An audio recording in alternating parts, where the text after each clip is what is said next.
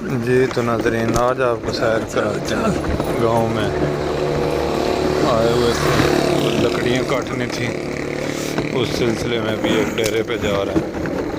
तो खोती रेड़ी ली है, इधर से एक दोस्त है वो धारी मांगी है, तो अभी जा रहे हैं रास्ते में। तो आओ आपको गांव की कच्ची सड़क की सैर कराते हैं।